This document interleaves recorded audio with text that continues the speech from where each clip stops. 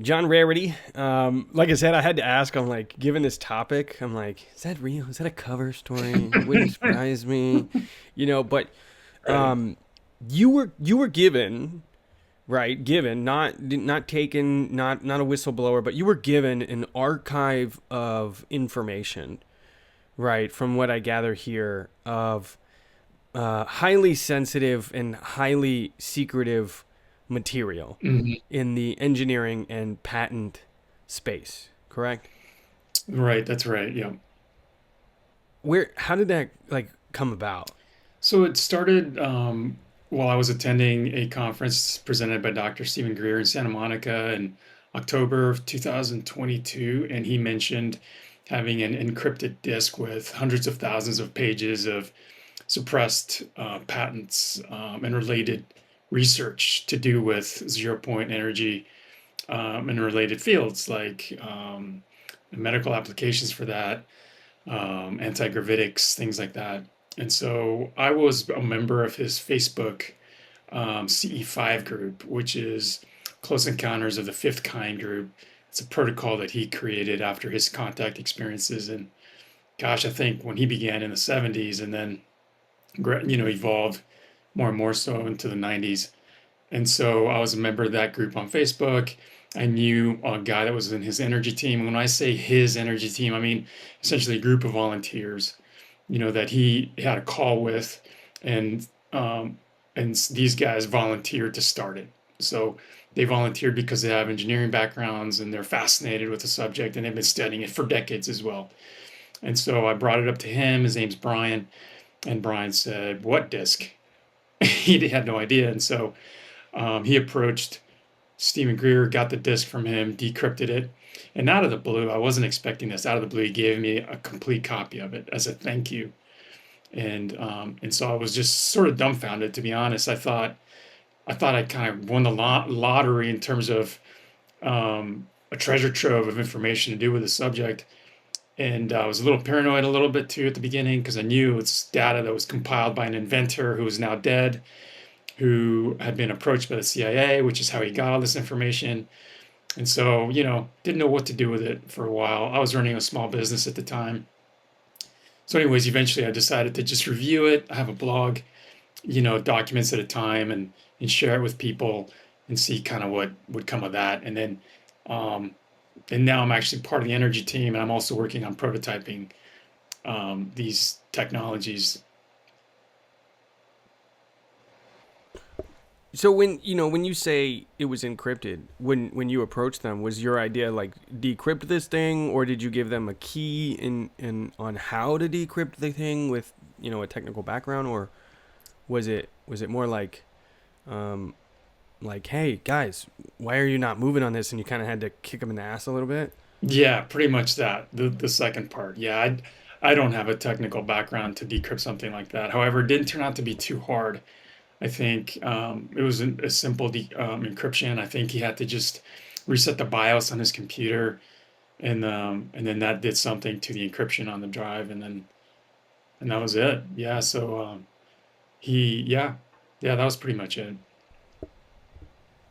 So I mean, you said you're working on some of these prototypes of this thing without a technical background, so that would lead me to assume that the plans and the schematics and patents are detailed enough for even a not MIT, Harvard, world technician or secretive scientist.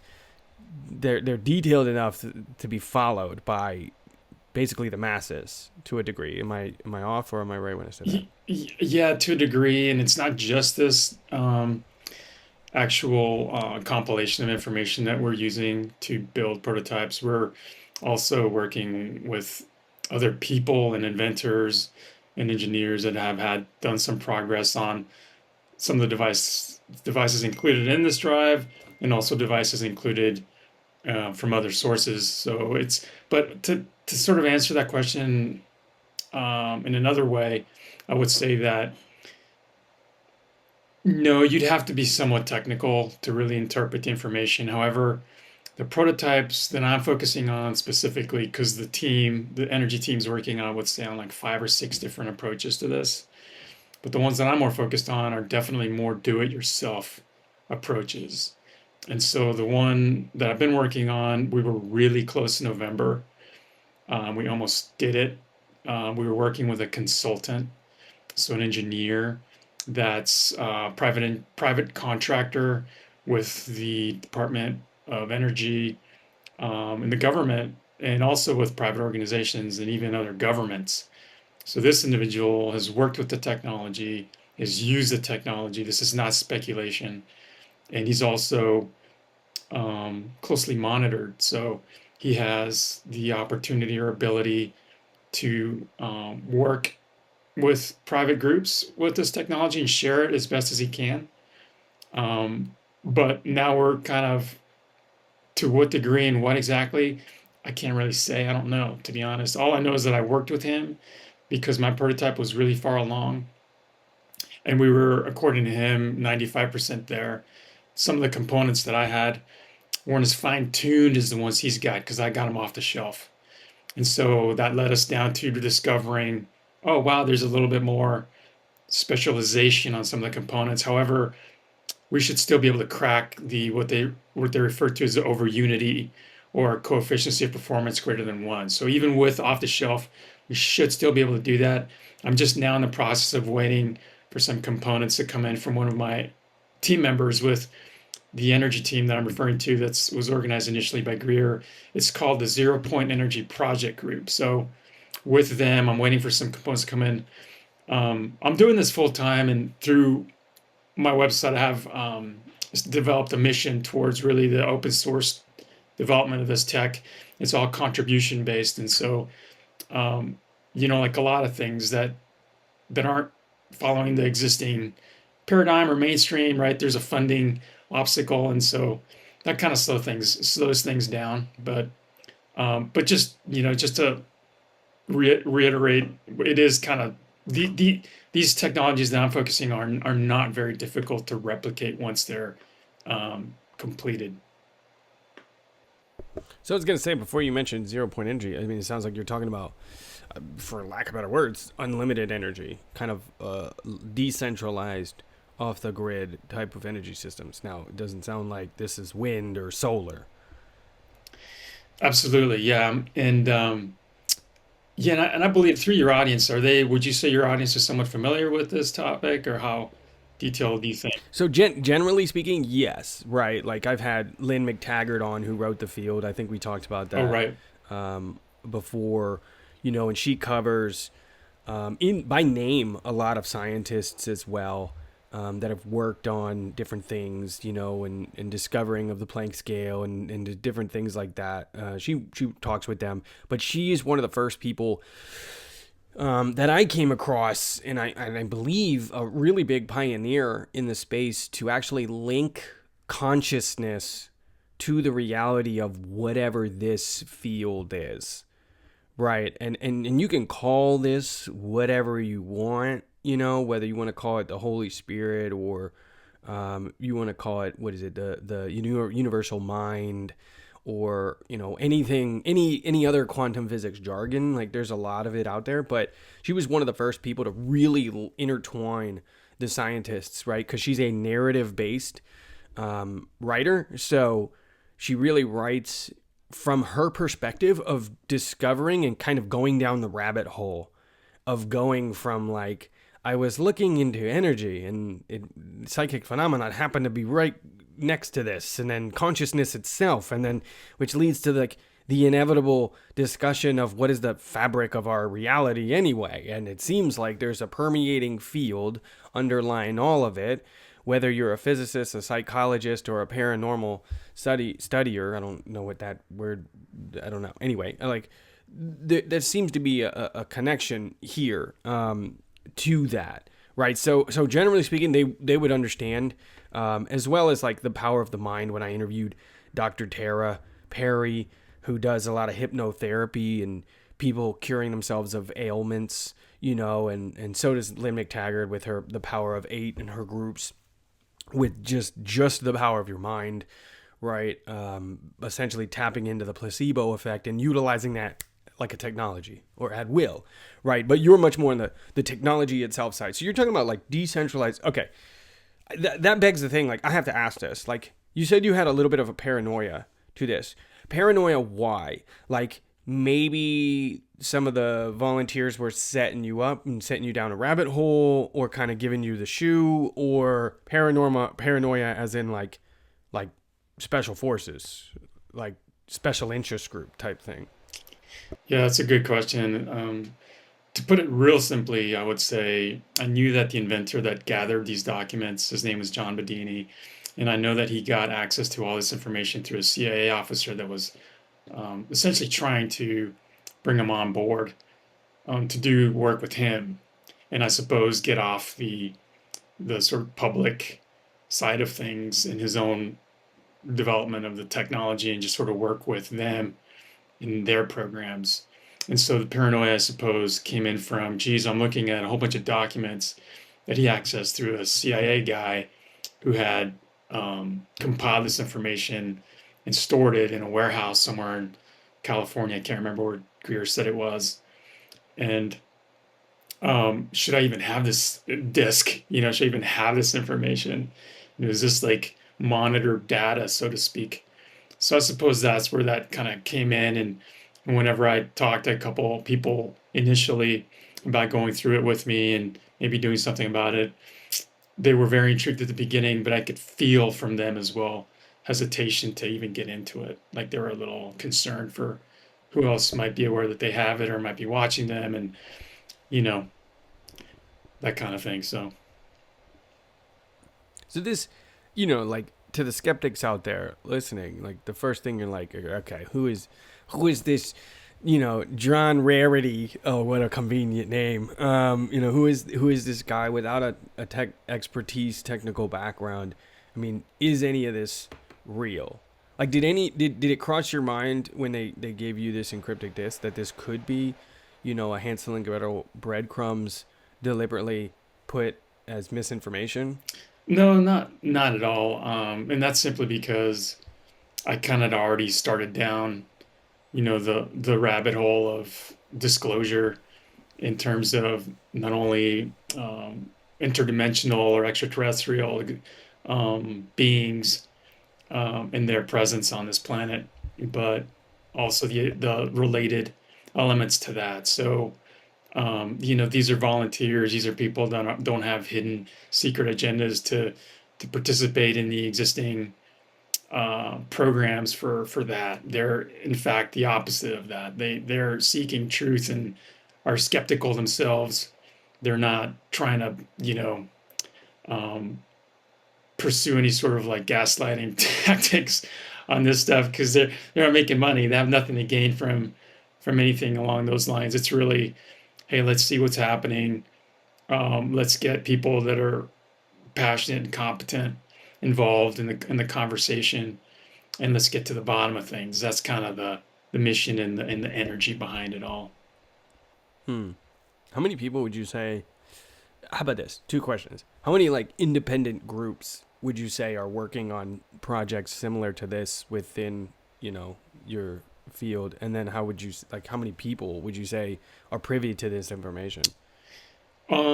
We have several teams working on within the project group, several teams actively engaged in the a proof of concept and also application. And it's not something that until there is like a completed prototype with blueprints, it's not like they're out there really sharing anything openly yet because they're waiting for that to be the case. However, as we go along with different approaches, which I would say, I think there's like 5 groups right now. There's, yeah, definitely some progress being made. I know one guy that's set up a circuit, that's tapping into something because he's getting like 1,500% um, return or over unity, or over what's going into the circuit. So it's not a lot of voltage. We're not talking a lot of energy flowing through it, but he's seeing a significant curve, and there are experts within our group that understand what's happening, and so now it's just a matter of kind of recreating it, making it a little bit more usable, Um, so I would say that to answer that question, how big is the group as a whole? I think there's almost 100 members. They're closely vetted initially. So the founding members kind of have an interview with the person before they join the group and try to understand who they are, where they're coming from, what's their background. And then there are some members in the team that actually have connections that are even more, I guess, deeper to doing a deeper background as well, to see who these people are. I have to ask, like, was there a point where you had a click moment, right? So I was just talking about this today, for example, and I'll let you know what I mean by a click moment, where it wasn't cool back in the day, right? So I think it was 2011, 12. I actually pre-ordered the Disclosure Project documentary, right? I was sharing with you a little bit about it. Now, I haven't dove into the world. I'm not working on any, these technologies or anything along those lines, but I was very interested, and I'm hearing some things that I'm like, I can't explain X, Y, and Z. Neither can this person. So, maybe I should learn more about this and keep, relatively speaking, an open mind. Now, I can't attest to anything that was stated in these documentaries or that he does, right? Never met Dr. Greer. I've never been to his events or anything along those lines. But I did have a moment specifically. I'm in Nashville. It was a weather just like today, where I had a click moment, meaning like, you're not crazy. There is some form of cabal, Quinton. Like there's whatever organization you want to call. So now it's popular to talk about like project, 2020 or 2028, and what is it, the 5 minute cities and the WEF. It's like these things are now hit the zeitgeist, but they weren't there, originally. So it was very lonely to a degree to even speculate on some of this. And I'll never forget having that moment of like, there is actually a spiritual war going on. Like those books you read in the Bible, like there's like an actual truth to like actual religious war, a religious spiritual war happening here between good and evil. And there are actual secretive factions that want to withhold information. So now I say that, and it's like, well, of course. Like, go read COVID-19, a great reset. Like, it was on Amazon. Like, you know what I mean? Like the WE, like Klaus Schwab, right? But it wasn't like that back in the day. So, with all of that said, for you, when you got this documents, when you looked at this, you kind of get a little bit of paranoia. Like, was there a moment where you're like, okay, this is like real, not like, build this thing in your garage, kind of cool, fun, I'm a part of this secret group, but like, no, like this is actually happening. Yeah, it was kind of a jolt initially to have access and see it all. There's so much. I still haven't even gone through it all. Again, this is all people can actually access all of this right now on my website. And it took me a while to figure out how to share it properly, and not sort of the only request that was given to me by the energy team, the project group, was not to list it all publicly. And so I created an exclusive content library through my website, and people can access it all through a contribution. Essentially, it's just like a thank you, and so they have to log in and provide a contribution, which is greatly appreciated on my end because it helps me cover costs and continue with this work and prototype work and that kind of thing. But yes, yeah, I was initially kind of like, well, there are some energetics involved. You covered a lot of really interesting topics just now about, the good and evil and spiritual component. Why is there a cover up? I mean, yeah, it took me a while to kind of wrap my head around a lot of that as well. Because if you were to talk to me, 6 years ago, I didn't care about. I wasn't, something everyone should really know about me at least is that I was never interested in aliens. I thought it was all science fiction, and if it was relevant, the government would tell us about it. And so, for all intents and purposes, I was kind of like, I would have considered myself more of a Taoist, or even an atheist. I enjoyed listening to Charles Dawkins and Sam Harris and those guys, and so I wasn't, you know, I didn't care. I just thought people were wasting their time. And so I would consider myself a proof-based guy. That's it. I mean, yeah. So I'll stop there for now, but we can go in a lot of directions with that. So what? I mean, what did, like, if you didn't care and you're listening to, you know, some widely discredited people at the time, now they are anyway, but because they've shown their true colors to a large degree, and it's really sad. But I have to ask, like, what actually got you to even peek under the curtain or behind the curtain in the first place? Well, it was a conversation I was having with my insurance broker. I had a small business. He was my, general liabilities insurance broker. We're having coffee at a Starbucks. He's as white collar, conservative as you can get, in my opinion. It's the kind of guy you'd picture, golfing or going to the shooting range kind of thing, right, on a weekend. And so, towards the end of our meeting, he tells me, yeah, my dad was Air Force intelligence and actually CIA towards the end of his career. So I think he transitioned from Air Force to CIA, and he was kind of telling me a few things that his dad had done and some of the people he'd met. And then he said, "Yeah, my dad came and sat at the kitchen table, before he retired. He said, there's a UFO at the base. There's a dead alien. I've been in the UFO. I don't know where they go to the bathroom in that thing, et cetera, et cetera." And so I just kind of waited for the punchline, and I was like, kind of like, okay, what? And he said, no, really. And I just was like, I was kind of, I don't know why that time. I guess no one really talked to me like that before. And so it kind of rocked me a little bit. And so he's the guy that told me about Dr. Stephen Greer's documentary called Unacknowledged. I saw it on Prime, I think it was at the time. And his documentary, quite simply, is in interviews in a press conference with people like this guy's dad. So people that have seen these things, and yeah, and so that was the beginning of it. And then he helps you test his claims through a process called Close Encounters of the Fifth Kind. So he will allow you to test them. And so that was another step for me of like, whoa. And so that's kind of where all of that led. And I can go into that if you want. Or Yeah, sure. I mean, what? So you had mentioned CE5, Stephen Greer. I mean, if people haven't heard of Stephen Greer at this point, anyway, I'm be very surprised. But you can find him everywhere, and again, I can't. I've never worked with him in the capacity that you have, and and whatnot, and some of the claims that he makes, I don't know. I'd say he seems authentic.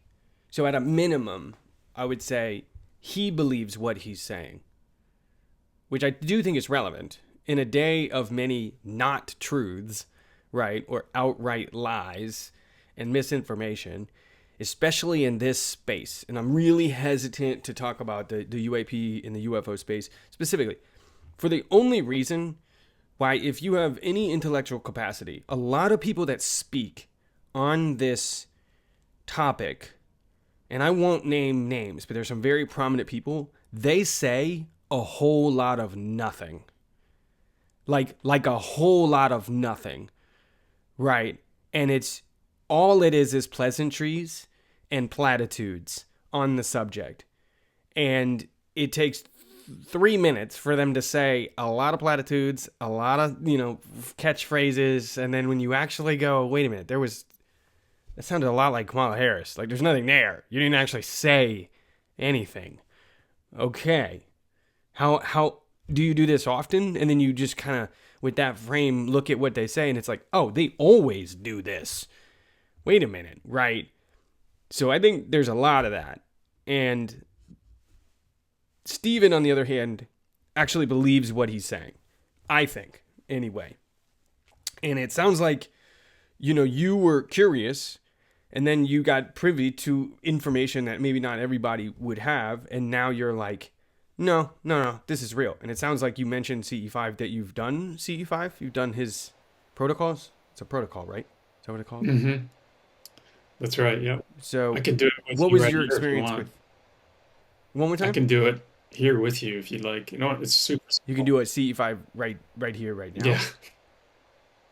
Um, Or I could at least I don't describe know. it to you. I could describe it. Yeah, yeah. I was gonna say it's gonna be like crazy stuff go like happening. Like, yeah. Explain what that is. I guess I know of it. I've never done it, but I know of it. Most people maybe don't know, so you can explain what it is. Yeah. So as a sort of a kind of a introduction, I would first say people have to get past the idea that consciousness is something made up in your head. That we've talked about a lot. That we've shown and talked about quite a lot. Yeah. So that's the first thing I would tell people. For me, it wasn't an overnight experience to be able to meditate. So I started meditation practices in 2001, and then I kept going at it. I used what they call Vipassana style of meditation, which is focus meditation, focusing on the breath or focusing on a mantra or an object. So for me, it was the breath. And then it's very curious what begins to happen when you can silence and quiet the mind. You can enter a state of what they call quiet mind or present state awareness. And so the military understands this, and they've had programs to do with this kind of work and used it in ways of what they call remote viewing, for example. Now I think the word is called psionics. But anyways, all that to say, people need that are listening, if they're skeptics, I'm not the guy you want to talk to because I'm not a skeptic converter. That's not me. That's Stephen Greer. I'm a guy that's going to assume you understand some fundamentals to do with meditation and consciousness. So essentially, what you do is you enter into a state of quiet mind, and then you set an intention, and that's 90% of it. And so, as Stephen Greer teaches it, and as I understand it, and it's again fairly simple, you enter the state of quiet mind, right? And then you visualize, let's say, the Earth, planet Earth from space, and you visualize this you know bluish orb with clouds and continents, and then you visualize where you are on on this orb, right? So you zoom in on, let's say, North America, and then you go a little closer, you go into California, and as you're doing this, you set this intention to make contact with extraterrestrial beings, craft, civilizations, that are available and willing to communicate. And the understanding is that these are all benevolent, peaceful beings and civilizations. And so as you do that, you zero in where you're located, right? So I'm in San Diego, so I drop into San Diego. And again, I'm visualizing this through my mind, and I drop down a little further, and I go into where I am in San Diego, and I just visualize dropping into my physical location. And then you just begin, right? But maintaining that quiet state of mind throughout this whole process. And I would say, hello, my name's John, and I would like to establish contact with extraterrestrial beings, craft, civilizations, if it's safe and appropriate for you to do so. I'm located, North America, California, San Diego. I see where I am, and then I just keep going. And the first few times that I did that, nothing necessarily happened. I think it was like the fourth time when I saw something significant, which would appear to be like a satellite that just sort of turned on like a third of the size of the moon while it was moving. And then as I responded to it, because it took me a minute to go, wait, is that something? Because keep in mind, like, I sailed the Pacific Ocean from Hawaii to Oregon. I know what a satellite tracking across the sky is. I've seen dozens of these things. And so this thing it was about the size of what you would think a satellite is, but it wasn't following the similar lat long lines that you would see. It was moving kind of more at an angle and slower, but it was about that size. And then just imagine that just lighting up a third of the size of the moon. I mean, bigger than anything in the sky except for the moon. And it wasn't a light like a flashlight, it was like a planet non-refractory light. And so I sat forward real quickly. When that happened, I realized that was something weird. And as soon as I sat forward, it boop, it dropped back to a little dot. And so to me, it seemed like it responded to my reaction. Um, and then when I closed my eyes, I saw um, I saw a symmetrical image of light behind my eyelids, and the closest thing I could liken that to was Buddhist chalk art, and that's all I could say from my experience. Wow, that looked like some Buddhist chalk art stuff I'd seen in the past, and so I googled Buddhist chalk art, and then it called it a mandala, and then I gives you the definition of a mandala, and you're like, what? And it was like different Mm. colors. It was really interesting, and so that was what happened for me. And then since then, I've had sightings similar but closer during the day of like an egg-shaped silver orb, and then that turned lit up, and then it faded in front of my eyes. It was just fascinating. And so that was kind of, to me, it wasn't coincidental. Like I'm not, to me, there was something directly correlated to me doing this, these things appearing. I wasn't hearing anything. I wasn't having any communications. I wasn't, nothing like that was happening. So that's when I started going to Greer's events live to understand a little more. Mm. How many events did you go to before you were given the encrypted disc? Let's see. I went to one of his in Louisville, Colorado, which is just outside of Denver. Then I went to one in Phoenix, near Phoenix, Arizona, and then this was a third one in Santa Monica. When I heard, when he had that, he discussed the disc, and um, yeah, it was real interesting. And the one in Phoenix was more of like a teaching program for people who wanted to lead these CE5 groups, because that's usually a 5-person group, let's say. Typically, not much more than that. Maybe 9 people at a time would go and do these as a group, because there's a coherence that happens when more than one person does it. So it becomes more effective with multiple people. But they all have to be, kind of be able to drop in and have that, set that intention clearly and so Mm. forth. But I've done a 7-day intensive retreat, advanced retreat with Dr. Joe Dispenza. I don't know if you've heard of Joe. I've gone to his retreats, and I did that last year, and I was just with somebody today that's I think been to like 17 of them, something like that. Um, Not exactly cheap, by the way, for someone to go to 17 of those. It's like a lot. That's like a lot of money over the years, right? So, I'd been to them, and I can tell you, when you do, I've done meditation for like almost maybe 12, 15 years now, quite pretty intensely, on and off, of course, in different seasons. But I can tell you, so the reason why I say that is I know the difference between like a subjective experience versus maybe something that's like tangible within physical reality, right? Or like an imagined lived experience, for some, I guess, modern terms or whatever. I can tell the difference, and I can also feel the level of intensity difference when you talk about being in a group and being alone. Because like when there's been, I mean, I met a guy that had been to 21 of the different events. Again, you're like, holy crap, 3,000 a pop, 21 different events over the years, right? So like, that doesn't include his advanced follow-ups, that doesn't include his 10-day retreats. These are all over the world. That doesn't include accommodations, travel. Like that's a lot. That's crazy. Why? And I would kept asking people like, why? And they're like, first of all, who are you going to talk to about this stuff? And second of all, like the level of intensity when you have a room of 1,000 people, right? All in a literal 5-hour meditation on hour 4, you can't really explain that. You have to feel that.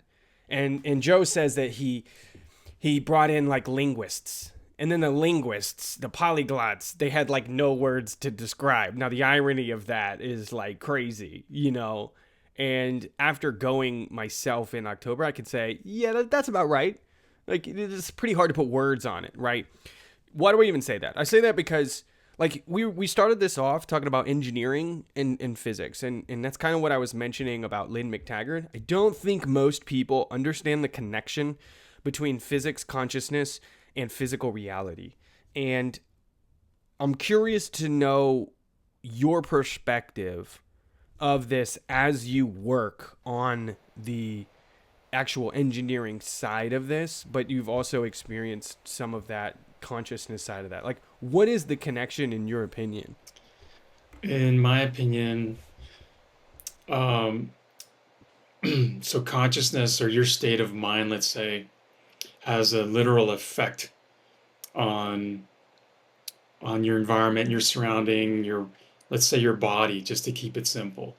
And so, like you were discussing Dispenza, well, that's the whole premise of his teachings, is that we can affect the health of our bodies through our minds, right? Through our consciousness, through our intention.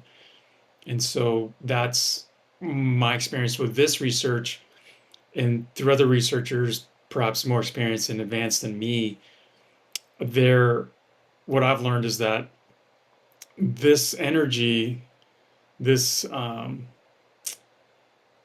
this energy has almost like a consciousness associated to it, and so you can bring in um, you can sort of bring in this energy, and as it kind of interacts with the field that you're nurturing or developing, it can have effects with that field and play with that field. This is a little outside of how I operate with it, let's say on a day to day. This is more on the more on the philosophical, I guess you could say, level of what it means and how it interacts. I'll I can't remember the name of this physicist off the top of my head.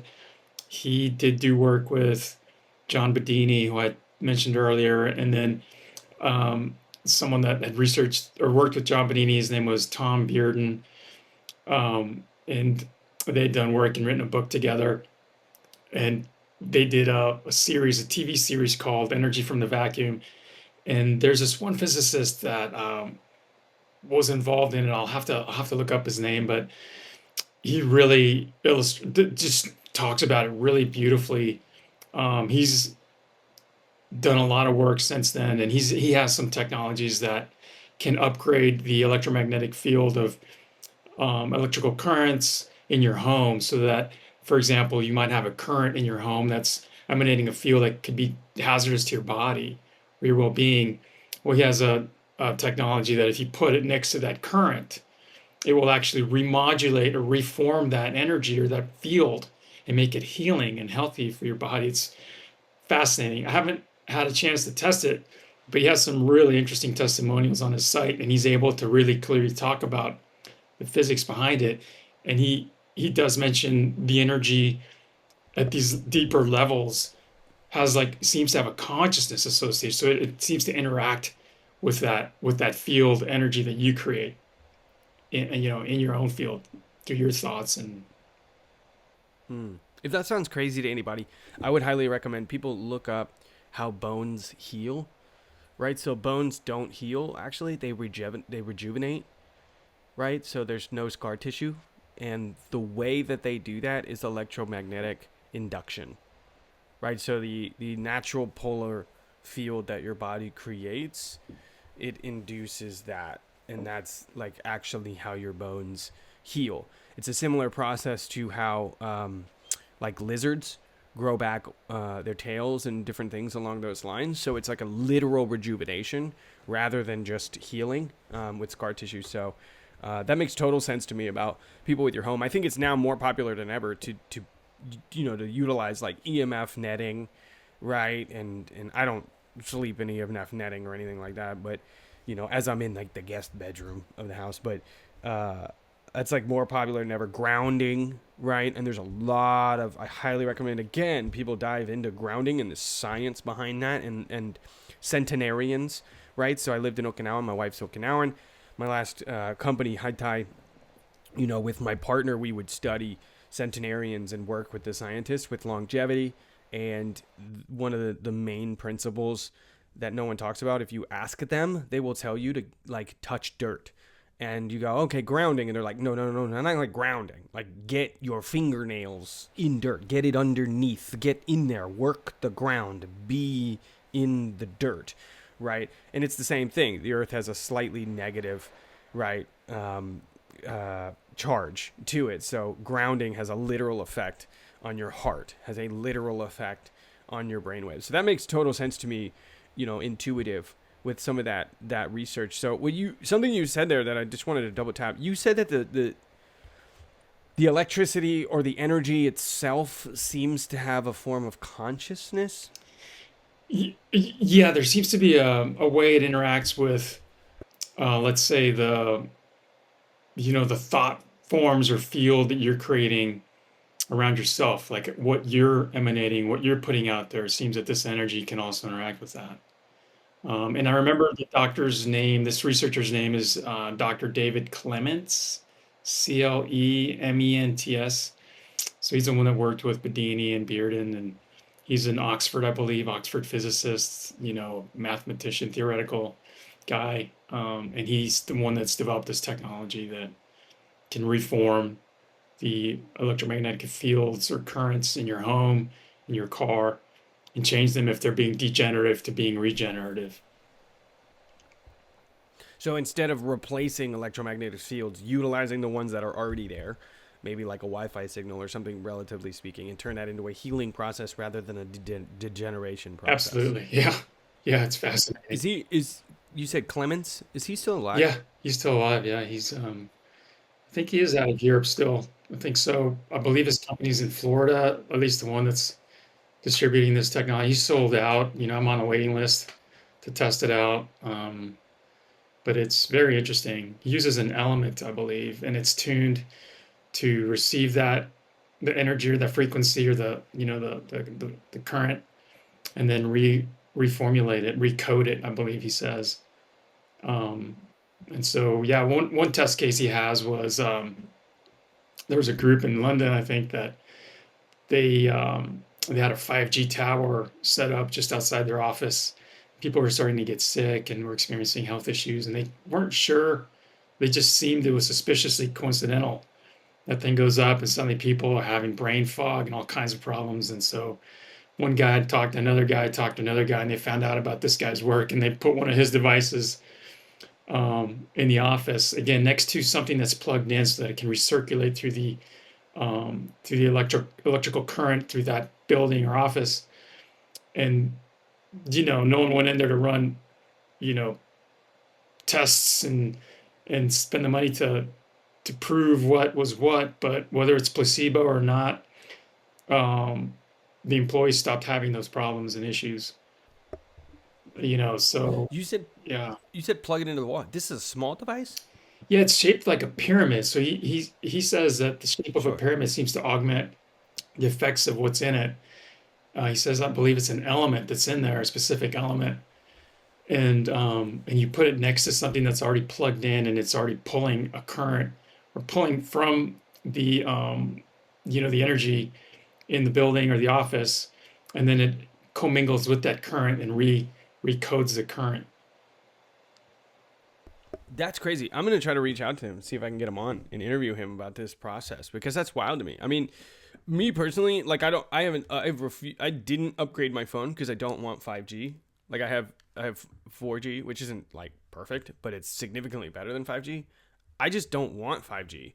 To be perfectly honest with you, right? I don't want to be in direct. I mean, this isn't new technology, by the way. Like this is very old military technology, and all 5G is instead of 3G, 4G is like a imagine the cell towers are like a giant Wi-Fi network all over the world, right? 5G is just direct connection, right?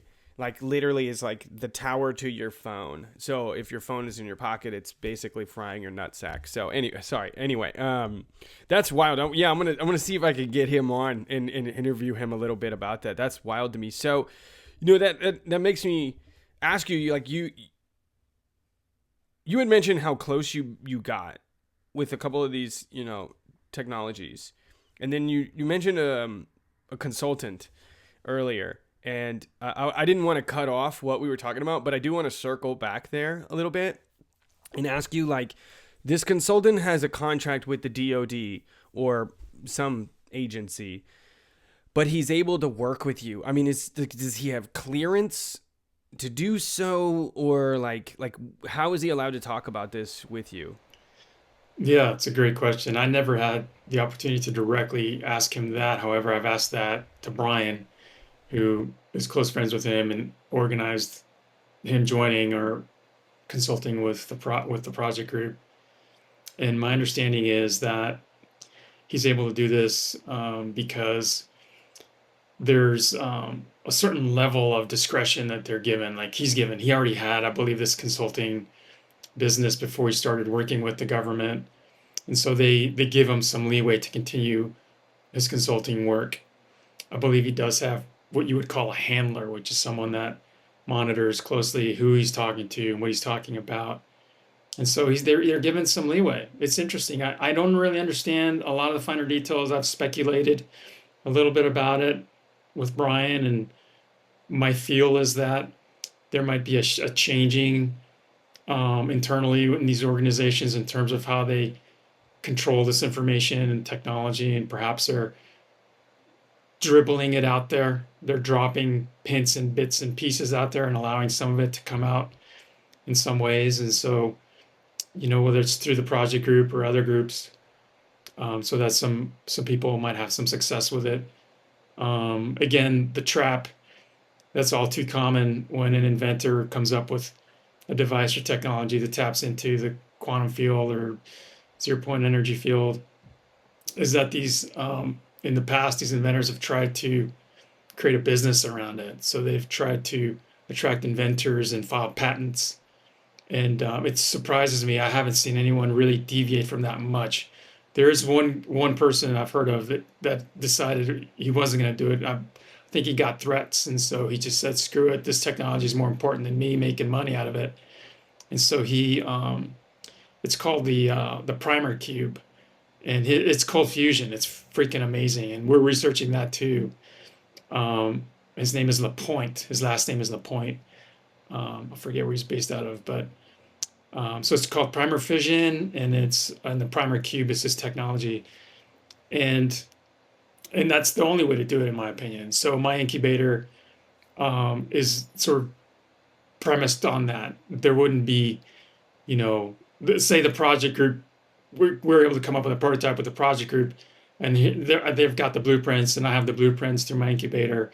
Then I would start making some of these out of my home, my home shop, and to come up with an alpha unit for end user testing and feedback. So this alpha unit would be more user friendly than whatever prototype we come up with.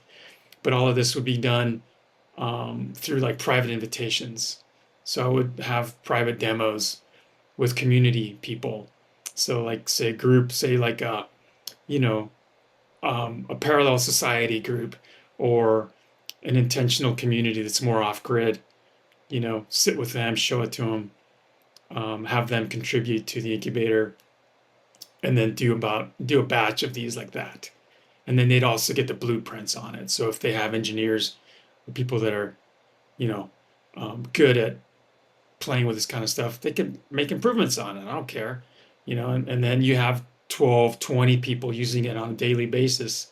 You can't debunk that. It's like, yeah, we're running our whole kitchen off of this thing, and this is what we've done with it. This is how it works. This is when it breaks. This is when it doesn't, whatever it is.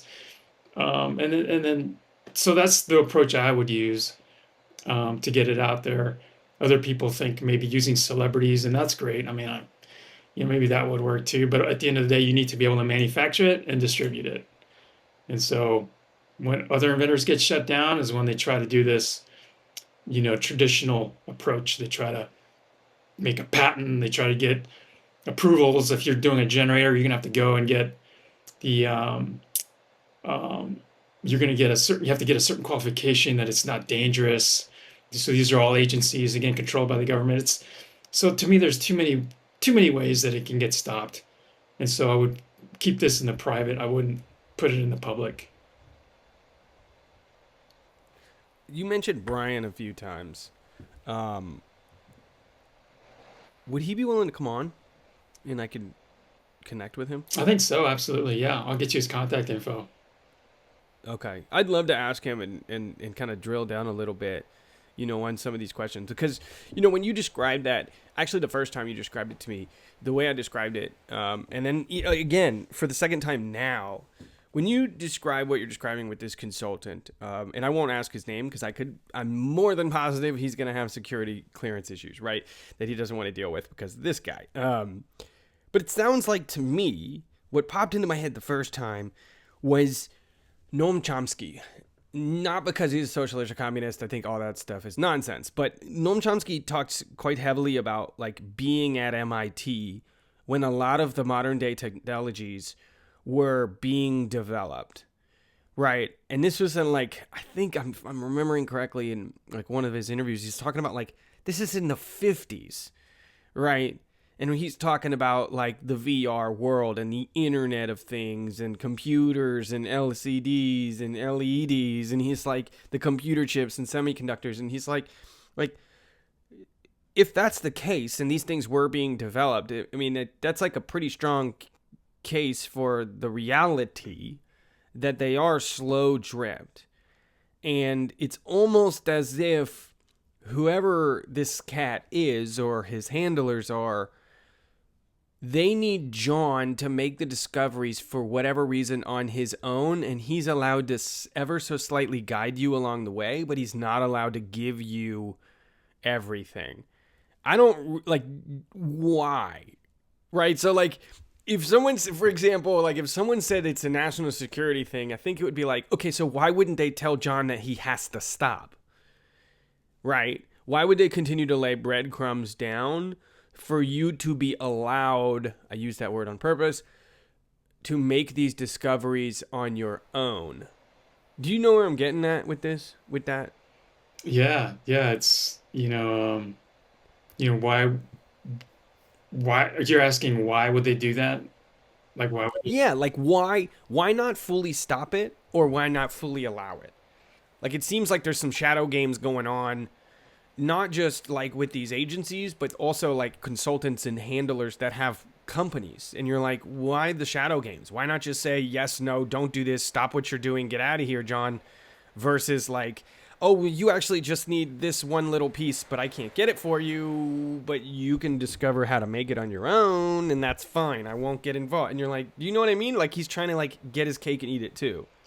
yeah, Why? yeah, yeah. I think Brian had told me or shared with me that he feels, and that there's like changing of the guard happening. There's like an old, cadre of people from the maybe say the 60s, 70s, and 80s that were very, Intelligence apparatus. yeah, they're very compartmentalized and much more, we can't let this out, etc. and whatever. And then I think he believes that there's a new group of people coming online that disagree with that notion and they think this has to come out.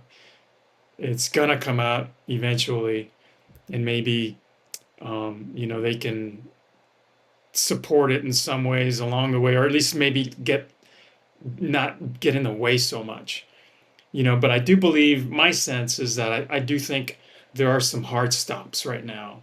Like going once again, if you're an inventor and you're openly talking about getting patents and inventors and I'm sorry, investors and putting this on all kinds of crowdfunding campaigns, you're going to get stopped, is my opinion. Why? Because that's what's happened every time. So you can't do that yet, is my sense. You have to do this work in private with private people, and not treat it like you're going to be the next Rockefeller. They're not. It's I get it. Maybe inventors aren't the most intuitive in terms of the social dynamics involved here, but I would just quickly point out, put yourself in their shoes. If you're some Saudi Arabian prince, king, monarch, or even multi-billionaire with hundreds of billions of dollars of infrastructure on traditional coal, oil, gas, mining, distribution. Are you going to just sit around while Now some electric cars. yeah, while some teenage genius kid starts playing? Well, once again, this isn't new. Once again, with this technology and the free release of it, they're not. They're probably gonna, depends on how they approach it, but they might just bribe you and get you to stop, or they might threaten you, and then if that doesn't work, they might kill you, which has happened too. So yeah, so it's just I think I don't know what the magic sauce timing would be, but I think if enough people have access to something that they can also build, in my opinion, you just can't really stop that one. You're just gonna have to, these people are just gonna have to accept it and eventually ride the, ride the route of the Model T and go into extinction because it's old technology, you know. I think actually even Tucker Carlson just had some guy in the Northeast come on. I don't know if you saw this interview talking about how he made a car that gets 100 miles to the gallon, right? And the way he was describing this. Now, the reason why I suggest that interview, not because I think we need to be doing using diesel and using gas, but because of the concept that we haven't gotten above 40 and 50 miles per gallon because it's too hard. Like the guy on the interview, his entire point was like, I told everyone I would do 100. I didn't even really try. I just made some like very basic decisions and changes, and I was able to get 98. I'm very aware I could get higher than this, right? And he's saying it so nonchalant, as well as I think Tucker, like I'm pretty sure Tucker like was like, I'm gonna buy one from you, make one for me, But like the world's smartest men for 100 years haven't been able to make massive upgrades. Like, wait a minute, what world are we living in here? Right? We're talking about like general AI at this point. Like every week I'm hearing about the new Turing test that's being broken from AI, and it's getting closer and closer to sentient. But yet we can't figure out how to get like a mass production 100 mile per gallon. It's clear that it doesn't want to. There are individuals, there are people that don't want to. Now, from their shoes, I get it. They have investment. They got shareholders, this, that, and this and that, sovereign wealth. Cool, great. But like for real, right? Like the delusion that people must have to ignore the fact that it even happens, or that like this is like there's a certain subset of people that would hide this stuff is kind of weird to me. Like it's like that is the next logical conclusion that I would have. Like I feel like it would be more logical to say that this has been suppressed than it hasn't been. If some random dude by himself can casually go out there and be like, yeah, 100 miles to the gallon, easy, I got this, and I could probably do better. I haven't even tried hard. And you're like, wait a minute. What happened to the Noam Chomsky, like the MIT guys I was mentioning earlier? What happened to those Harvard, right, that have been doing this for 80 years with quite literally a blank check, right? I think it was Donald Rumsfeld, September 10th, 2001. I think everybody remembers the next day. 2.3 at the time, $2.3 trillion missing. They had a blank check to do whatever they want. Some country bumpkin who likes cars can do it. Come on, where are we at here, right? Like this is some simple logic, 2 and 2 logic. Did you start level 1 incubators, communities and incubators for your own protection? Like, was it more like I need to be public about this as much as possible because I don't want to be secretive, because that's when pardon my French here, but that's when dark shit happens?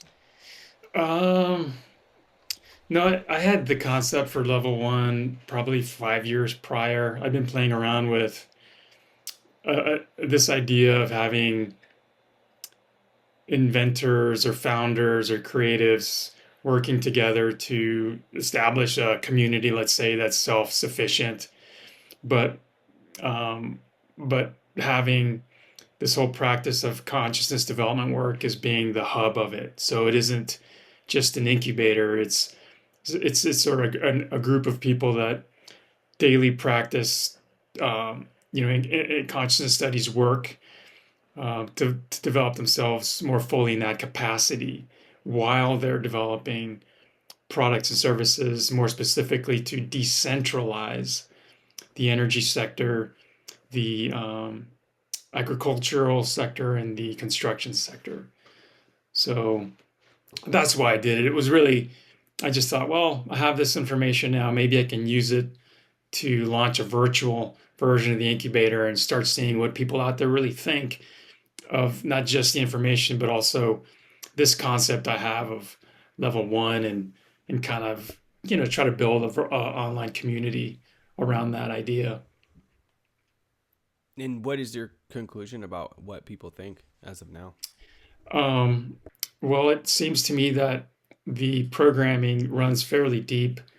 It's like somewhat of a cognitive dissonant type of experience when you see and talk to people working on things that the general public are completely unaware of, and also how they so easily go in the direction of, say, what the debunkers would say. And so it's really interesting and somewhat disheartening sometimes to experience that.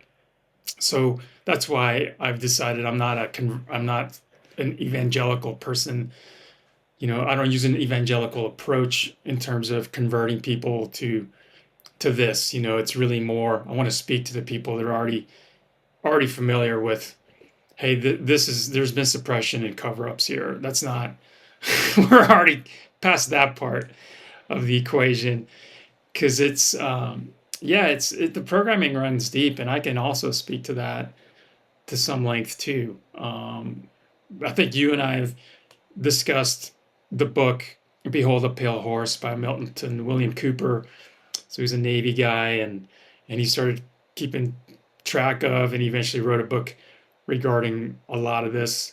And people just discredit people like him as conspiracy whack jobs, and eventually these people get killed, and then eventually these things don't turn out to be conspiracies. And so, at what point of that curve do people want to be on? Do they want to be kind of at the beginning, or do they want to be back here in the end? And I think there's some advantages to be in the movement at the beginning, is my opinion. I think your life will be less painful, let's say, if you're kind of on the good side, with the good guys, earlier on than later, you know. It's crazy because I've had a lot of people with this podcast talk to me. How about this?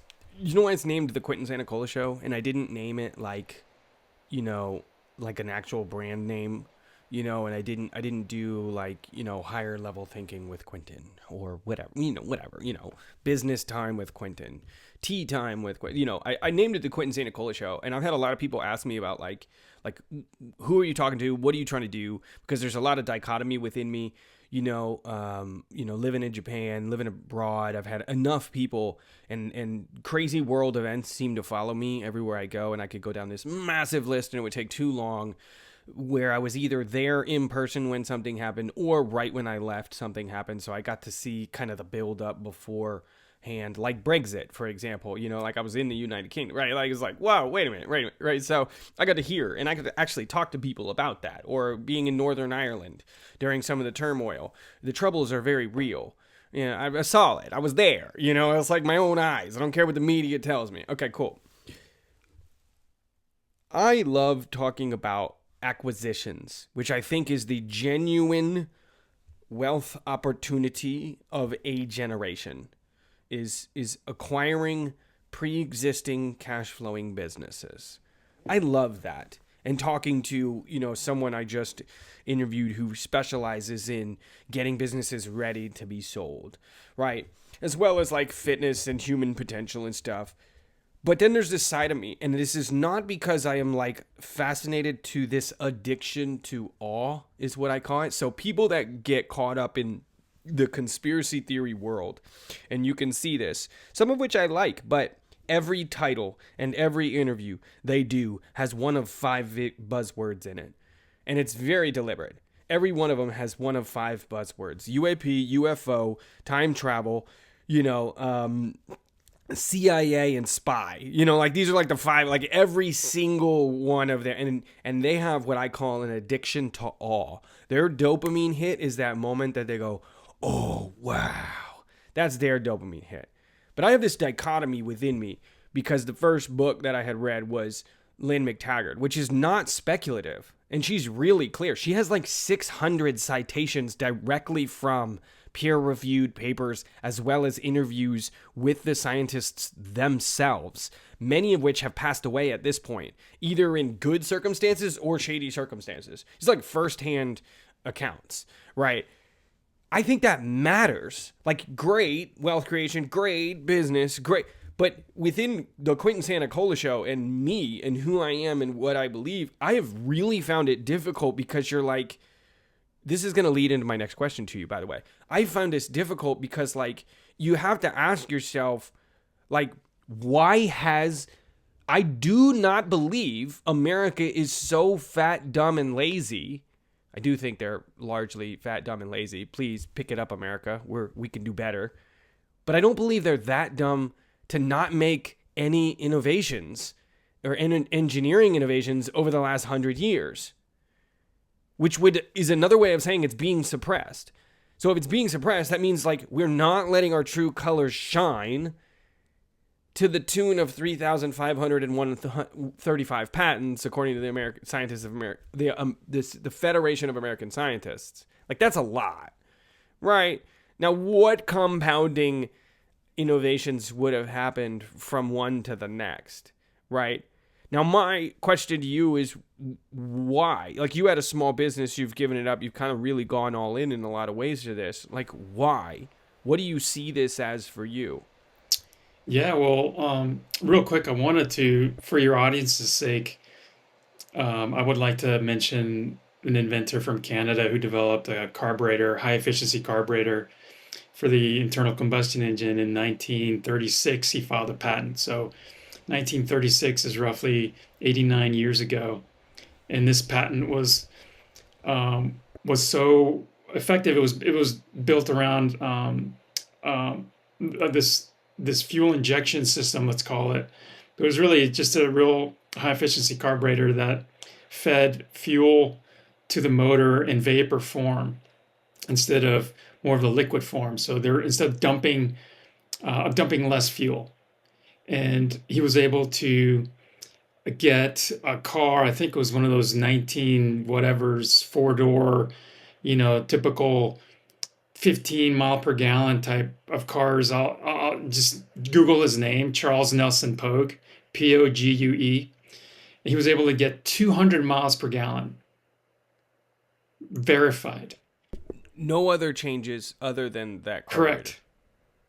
Verified. Ford, all these other companies verified. It was of such an impact at the time that oil commodities tanked like the following week. And he got threatened, his lab got ransacked, and you never heard from the guy again. One more time, what was his name? Charles Nelson Pogue, Pogue. So I'll just, that's as far as I'll go for the skeptics if they want to research him and his work. And that's just one case. That's just one, case in point of this. And then there's hundreds of others that have done way more than that. But that's dealing with the internal combustion system. And so for me, my hope with the incubator essentially is to support projects that aren't going to follow a model of, let's get inventors and let's set up use a venture capital fund and let's make the bottom line the only line we care about. And for me, it's more about, there's money to be made without a doubt. Even without patenting this, let's say I come up with a self-charging generator. Let's say the self-charging generator can output 5 kilowatts, on average, top load 5 kilowatts an hour kind of thing. And so that's pretty interesting. So it self-charges, so you don't need solar, you don't need fuel, and it can just run indefinitely. Let's say there's some moving parts in there, but might need some maintenance after 12 to 18 months. And let's say the total cost of this thing is less than $5,000, 5-10 grand. So that's pretty interesting, right? I mean, compare the kilowatt output of a solar panel system. Wow, that's almost double, I believe, or more the average solar power installation in a home. So, and it doesn't care if it's sunny or not. It's just going to run. You flip the switch and it's going to run. It's going to output it. And then I'll even give you the blueprints on how I made it. So if you want to tinker with it and put something else on it or augment it or maybe come up with your own version because you've got a fabrication facility, wow, you can do that too. And you can make a lot of money. And I don't need royalties, and I'm not going to, it's because it's more about let's just change the way this whole thing works and let's just prove it once and for all to as many people as possible that tapping into this field energy, right, perturbing it and accessing it and introducing it to your circuit isn't voodoo, isn't it's not what the debunkers are putting out there. They're suppressing inventors, they're stealing their inventions for a reason. And then they have academics and they have media outlets that support the narrative that this isn't real and it's not out there. And when the power structure is such that they can threaten and scare enough people and come out with this stuff in those ways of, you know, thinking that we live with a free media and we live with a transparent patent office, then they just funnel themselves right into this gatekeeper, um, structure or maze, and nothing comes out of it. And sometimes they get out, and they make some headlines, but most people don't pay attention. They're too busy just trying to survive, with the jobs and all that kind of stuff. Um, so yeah, that's it. I mean, there's one guy, Walt Jenkins, man. This guy's real interesting. He has one that runs on water, and so I think he had like a 5% fuel mixture, and then the rest is water. And he had it so advanced. He had it so well dialed in that he could actually access atmospheric moisture to feed his system, so you didn't even have to stop the fuel with water. You could just pull it out of the air, and then people are like, "Well, what's the result? Like, what's coming out of the tailpipe? Water. Water's coming out of the tailpipe. So water in, water out, or Yeah, water in, hydrogen out, water in, or water out. water in, water out. Yeah. What, this is Walt Jenkins, you said? Yeah, Walt Jenkins, again, he was trying to run the typical for-profit model and he got shut down. Stephen Greer had his his partner who survived him because Walt died in 2020, I think. So his partner survived him, and he's in Stephen Greer's last documentary, The Lost Century, and he's riding around a moped as a demo device for this. You That's know, him. Okay. Yeah, yeah, yeah.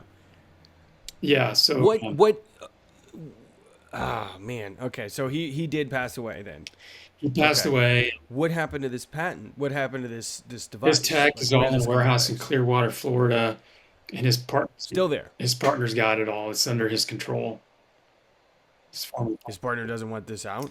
It shocks me too, man. I don't get it. It's just so weird. I don't know who's talked to the guy or who's threatened him or how or what. I mean, I'm assuming that's probably what's going on. And, Greer's trying to get it out. To me, it's just, yeah, it's just, I don't get it. You know, It's the same. It seems like the same story every single time. You know, every single time. I mean, with the one that you're working on, you said, when we first spoke, you said you're like a couple weeks away. Granted, you can get some of the parts that you need to get, right? Same. Are you in the same spot, or have you gotten closer, so or I'm still in the same spot. I'm waiting for Brian actually with the project group. He's supposed to ship me some parts and he's got the day job, so that kind of sets him back. And so I'm waiting for him to send me those parts. And again, his are also off the shelf, but we're just sort of redoing the circuit that I have to see, if it'll give us at least the over unity result. And if people go to my website and they look at up the blog post I have in there, it's called Project Interrupted. That goes into detail about what happened, and it even shows a demo um, of this device working by the inventor. So the inventor's Dr. Hayden, and he did a test in his garage, just showing how it works. So if people wanted to see that, they could see it there. Um, and Yeah, I mean hopefully when we're able to get a proof of concept, it'll be something that I'll be able to develop uh, an alpha unit, come up with an alpha unit design for it so that it makes it fairly easy for people to have one and test it. And and that's how I would fund this work would be alpha units. you know 30-40% of those contributions go to the beta release or the beta units, and then half of those contributions would go to a pre-production release. and then so on, and just scale it, and maybe partner with some people with money that would like to sort of have like a revenue share, not so much a co-ownership, but even a co-ownership, I suppose, could be done, you know. Is his last name start with a Z? Is it Brian Zazara? Yeah, Brian Zazara, yeah. Yeah, he's Okay. the guy with the project Okay. group, yeah. Okay. I would love to connect with him. I'd love to talk with him and hear his pick his brain a little bit. And maybe even have both of you guys come on and kind of just go back and forth a little bit because I'm super curious about this. Because it's like things get very real very quick. And that's kind of what I meant when I was asking earlier about this like light switch of like, oh, this is real, right?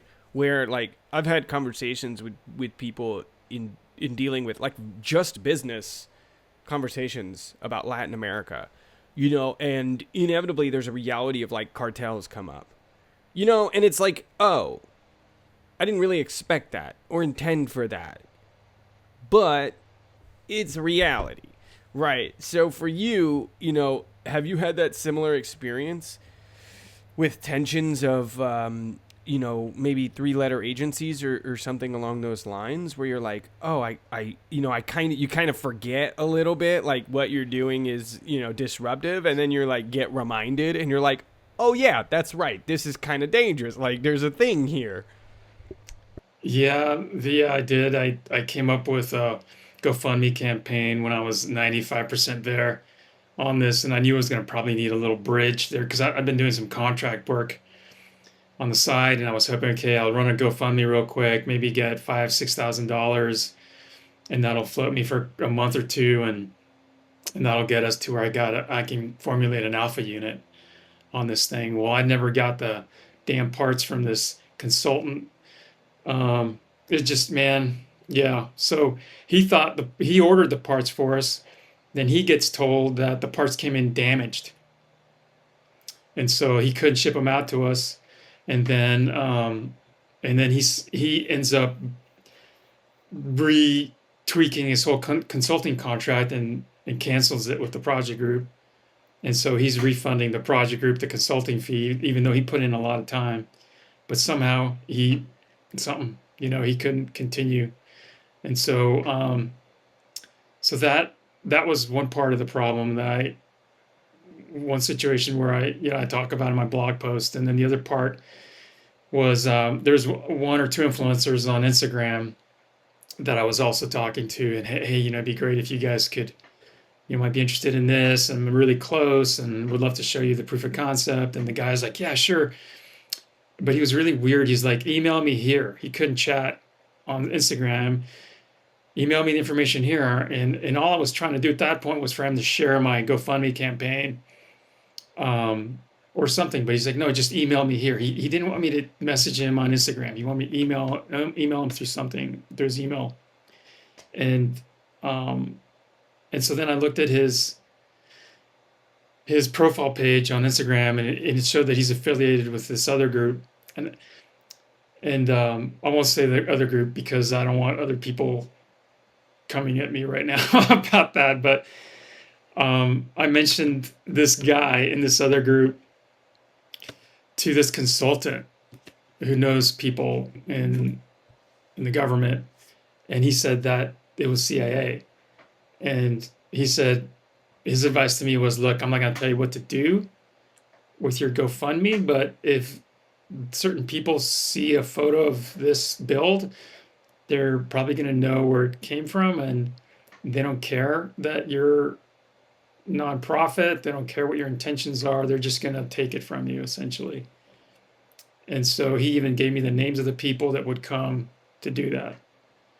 And and so I didn't want to throw a monkey wrench into things at that point, and so I just pulled it immediately.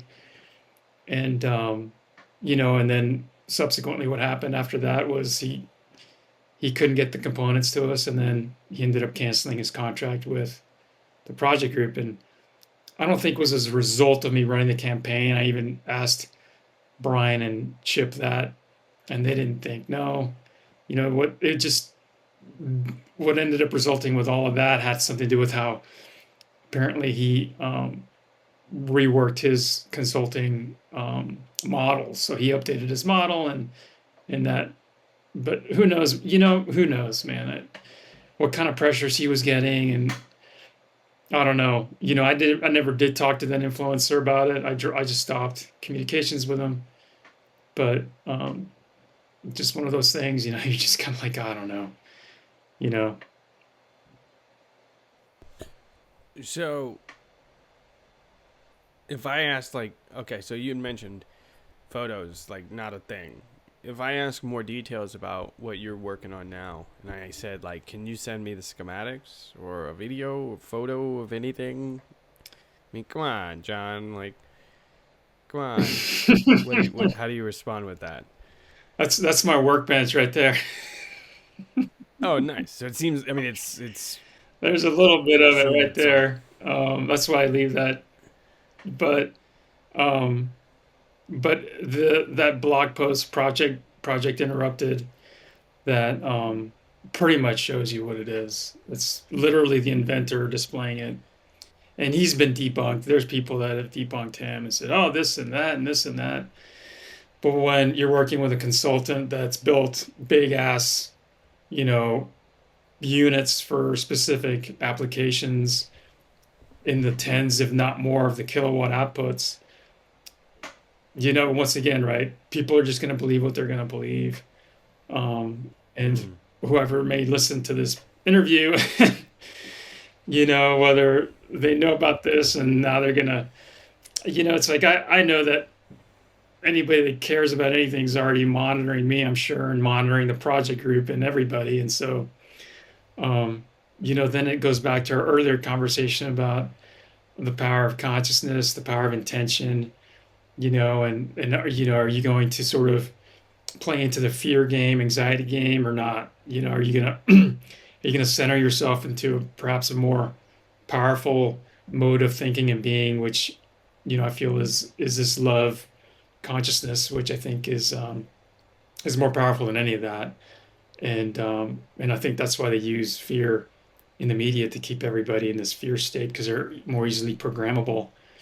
So I'm not going to do anything stupid and try to just do something that I've seen other inventors do that shuts them down, but I will blatant openly discuss with you, the type of technology I'm working on and how I would distribute it. Um, I feel like that's okay for me to talk about and I think I think that we're at our very core, all of us are free people. We're free conscious beings with a lot of power and capability. And I think we should act and think more along those lines instead of like this fear kind of consciousness. Mm. Yeah. So, mm,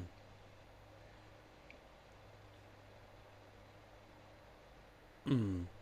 What am I not asking you that I should be asking you? Um, really, I mean, gosh, I think we've covered a lot to do with this particular um, technology and kind of the suppression techniques and games used. And, you know, again, I would invite people to read the mission on my website so they could understand where I'm coming from and why I'm doing this. And then they could have access to all of this information for themselves. I mean, it would take a long time to go through it all, but I do the best job I can to, write some blog posts to discuss some of this material, and then let people access it, like let them show it to their friends. I'll let them do their own research on some of these inventors that have come and gone, and let them ponder, if there is a suppression game, why has it been so effective, and how would they do it differently, and do they really want a world where they have more say in their access to energy, their access to really their sovereignty and their right to live as private people and not be subjected to a tyrannical centralized government, power structure. And I'm not speaking specifically of the United States. I'm speaking transnationally. I feel there's a transnational group of elites, let's call them. There's different words used for that, right? The deep state, the cabal, the globalists, but I believe it's a transnational group, and they're doing what they're doing, for perhaps obvious reasons of control and manipulation. But I think things are changing. I think gears are shifting, and I think the good guys are winning, and I think they're going to continue to win. And I think this will eventually just be something that our future generations look back on and go, wow, that was an interesting struggle that they went through, and I'm glad that they persevered. And um, yeah, I think that's what eventually will happen. Mm. Now, this is very open ended, and this is very difficult, I understand, to answer. But what do you anticipate the next 3 to 5 years look like? Right? I'd mentioned, like, come on, right? We got two wars going on. We got AGI coming, and every single interview Elon Musk does, it seems like he's moving that timeline faster and faster forward. Simultaneously, he's trying to use old technology to put us on Mars. Okay, we've got Trump in the White House right now, in his own words, battling a deep state. We've got Kash Patel battling a deep state in the FBI within his own words. I'm not saying who the good guys and who the bad guys are. I'm simply saying, like, there is clearly internal strife going on. Like, what does the next 3 to 5 years look like? And meanwhile, over here, you're at your desk trying to make unlimited free energy by pulling electricity out of the vacuum of space itself, right? Like, what do you with all of that said, what do you anticipate the next 3 to 5 years looks like? Oh, by the way, we might be going into a recession pretty soon. If I didn't have enough stress to pile up on, what do you think this looks like to you? Yes, a great question. I'm kind of glad you brought that up as a perhaps a kind of wrap up, because I think there's a you know there, I was recently watching an interview with Tucker Carlson and Alex Jones, and I've never been a huge fan, let's say, or of Alex Jones, or followed him much. But I found it very interesting because I learned through that interview that Alex Jones had anticipated the 9/11 attacks in 2001. He mentioned that there's going to be another attack in the World Trade Center, and he mentioned the likelihood that it would be, through an airliner. And I was just sort of like, what is he talking about? And then he went on to say that typically when a lot of these things happen, they're put out into the mainstream in some way. So these games, these tactics are sort of almost spelled out for people. Whether the control structure is arrogant enough to think that we're a bunch of idiots and it doesn't matter, or it's some sort of priming technique, a psychological game of putting these things out in the collective consciousness so that we're somewhat accepting of it, and or more easily able to be debunked because we saw it in a film or whatever. But he predicted it, and then he pointed out an episode in a TV series called The Lone Gunman. And The Lone Gunman is a spin-off TV episode from the X-Files. So in The Lone Gunman, their pilot episode, people should look it up. The storyline is about a remotely controlled airline being crashed into the World Trade Center by some deep state, cabal group of people. 6 months before 9/11 actually happened.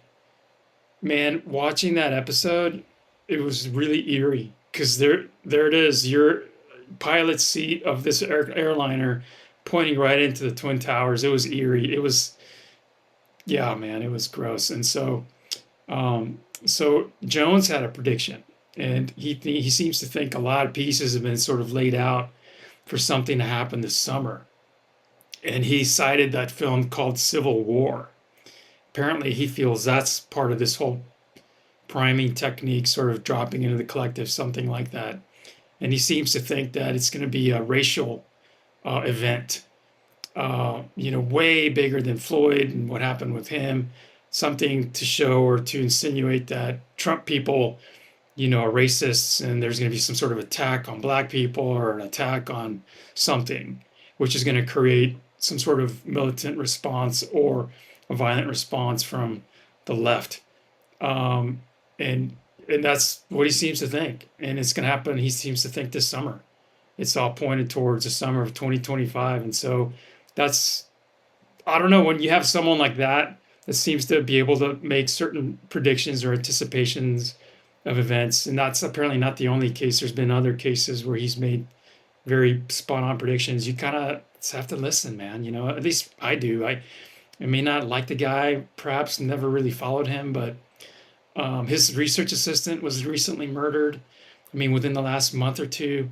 And so something, I don't know. So I would sort of encourage people to just check that out and then just be aware and not to play in any games of racial divide separation. And hopefully this interview with us gets out there to a decent chunk of folks. So I think that's something that they're planning or is being planned. And then I think there's also some sort of virus, a digital virus that they're planning. Apparently, they're doing a game war type of scenario of a digital virus going out there and pulling down the When financial when are they doing that? When are they doing that war game? this summer as well. And Great. yeah, Candace Owen covers that one. I think she did an episode on it or wrote a piece on it. And so there's and what group is it that's doing it? I don't know if it's the World Economic Forum or not, but they're gaming the whole thing, and so I would just again have people keep an eye on that. Is this the power grid going down one? Is that what this is? Um, you know what? I can't specifically remember the power grid scenario, but I do believe that was part of it somehow. So there's the power grid component, but I know I more specifically remember it perhaps being tied to this digital virus on the financial system. If there was, if like the financial systems were to go down, um, and so yeah, those are kind of things. I don't necessarily like to put out fear mongering kind of like, ooh, people will get scared, beware, worry. But then on the other hand, if you're if we're all living in a system that's that's being controlled and manipulated by certain people, and it's been proven to be the case in other events as ghastly as the 9/11 um, you know airplane crashes. And yeah, I think people should sort of pause and see what they can do to sort of be prepared or perhaps just be aware or more aware. I think going further out from that in 3 years or so, I think a lot of this technology is going to be more and more available or more acceptable or accepted because just it's going to be more and more out there. I think, as it starts coming out, I think people continue to laugh about it until finally enough people are using it that you just can't laugh about it because eventually you'll be at the bar somewhere and you'll be watching, you know, um, whatever stuff they put with the bloopers. Then in the bloopers is going to be a guy, you know, running a generator, in his RV and somewhere in the middle of nowhere, and it's cloudy and there's no gas and he's whatever. It's just going to be something, and people are going to be like, "What? How's he doing that?" And I think, yeah, I think it'll sort of be more like that, this kind of stuff, and hopefully, I guess a part of me would like to see the guilty parties held accountable. I would like that to happen. The people that were threatening and suppressing inventors and these technologies, and perhaps even the truth behind 9/11. I hope there is some accountability, and I hope these people, are prosecuted. Um, yeah, Oh yeah, that makes total sense. I just want to say, for the record, Fauci should be in jail. He should be in jail. yeah, Yeah, absolutely. And I think that's a perfect place to end. John Rarity, which I still don't believe is your real last name, but hey, it's discussion for another day. Thank you for your time, man. Thanks for sharing kind of some of the information that you've been privy to. If you do have breakthroughs or updates or anything, please let me know. I would love to have you back on and kind of highlight some of those, whether that be another group working on some of these different projects or the specific one you are as well.